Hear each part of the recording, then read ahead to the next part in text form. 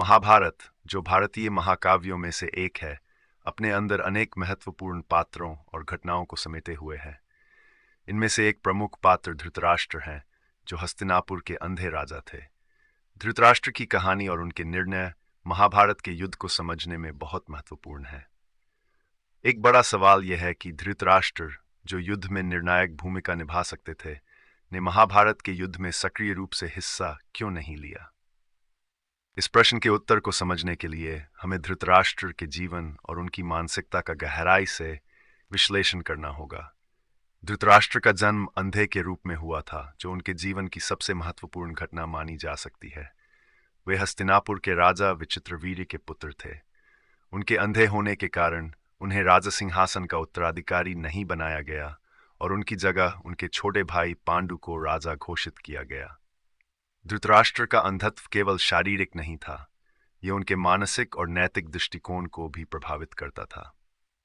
वे अपनी शारीरिक अक्षमता के कारण आत्मविश्वास की कमी महसूस करते थे और इस वजह से अक्सर सही और गलत का भेद नहीं कर पाते थे।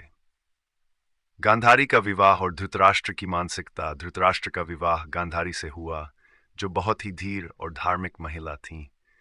गांधारी ने अपने पति के प्रति निष्ठा और समर्पण दिखाने के लिए अपनी आंखों पर पट्टी बांध ली और जीवन भर अंधत्व में जीने का निर्णय लिया। यह धृतराष्ट्र के प्रति उनका प्रेम और समर्पण था, लेकिन यह धृतराष्ट्र को आत्मबल नहीं दे पाया। धृतराष्ट्र को हमेशा यह लगा कि उनकी अंधता उनके जीवन की सबसे बड़ी कमजोरी है और इस कारण वे कभी भी युद्ध में खुद को साबित करने का साहस नहीं कर पाए। धृतराष्ट्र अपने 100 पुत्रों, विशेषकर दुर्योधन के प्रति अत्यधिक मोहग्रस्त थे। ये मोह उन्हें अपने कर्तव्यों और धर्म से विमुख करता रहा। वे जानते थे कि दुर्योधन का मार्ग अधर्म और विनाश की ओर है, लेकिन फिर भी वे उसे रोकने में असमर्थ थे। इस मोह ने धृतराष्ट्र को अंधत्व के साथ साथ नैतिक दृष्टि से भी अंधा बना दिया था। उन्होंने अपने पुत्रों को बार बार गलतियां करने दी, जबकि उन्हें राजा और पिता के रूप में उन्हें रोकना चाहिए था। इस अत्यधिक मोह ने धृतराष्ट्र को युद्ध से दूर रखा, क्योंकि वे जानते थे कि अगर वे युद्ध में शामिल होते हैं तो उन्हें अपने ही पुत्रों के खिलाफ खड़ा होना पड़ सकता है। धृतराष्ट्र की एक और बड़ी कमजोरी उनका युद्ध से भय था। अंधा होने के कारण वे शारीरिक रूप से युद्ध करने में सक्षम नहीं थे और उनके अंदर एक गहरा डर था कि वे युद्ध में कुछ नहीं कर पाएंगे। वे मानसिक रूप से युद्ध के लिए तैयार नहीं थे, क्योंकि वे जानते थे कि युद्ध का परिणाम विनाशकारी होगा। उनके लिए युद्ध का मतलब था अपने परिवार का विनाश, विशेषकर उनके पुत्रों का, जिन्हें वे बेहद प्रेम करते थे। इस डर ने भी उन्हें युद्ध से दूर रखा। धृतराष्ट्र में अपने कर्तव्यों और धर्म के प्रति समझ की कमी थी। उन्होंने अपने जीवन में कई बार अपने विवेक और धर्म की अनदेखी की। उन्हें पता था कि पांडव धर्म के मार्ग पर हैं और उनका समर्थन करना चाहिए, लेकिन वे अपने पुत्रों के मोह और अपने व्यक्तिगत डर के कारण ऐसा नहीं कर पाए। अगर वे युद्ध में शामिल होते तो उन्हें धर्म का पालन करना पड़ता, लेकिन उनके पास इतनी नैतिक शक्ति नहीं थी कि वे अपने पुत्रों के खिलाफ खड़े हो सकें। महाभारत के युद्ध के दौरान धृतराष्ट्र ने संजय से युद्ध की घटनाओं का वर्णन सुना। संजय, जिन्हें दिव्य दृष्टि प्राप्त थी, ने धृतराष्ट्र को युद्ध के हर क्षण का सजीव वर्णन किया।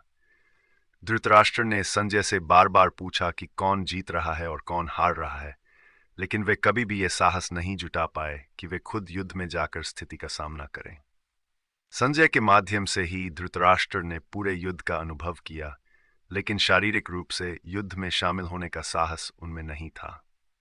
धृतराष्ट्र भाग्य और नियति में बहुत विश्वास करते थे। उन्हें लगता था कि जो कुछ हो रहा है वह पहले से तय है और वे इसे बदलने में असमर्थ हैं।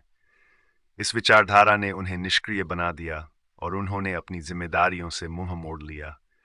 वे मानते थे कि कौरवों और पांडवों के बीच युद्ध होना निश्चित था और इसे रोकने के लिए वे कुछ नहीं कर सकते थे।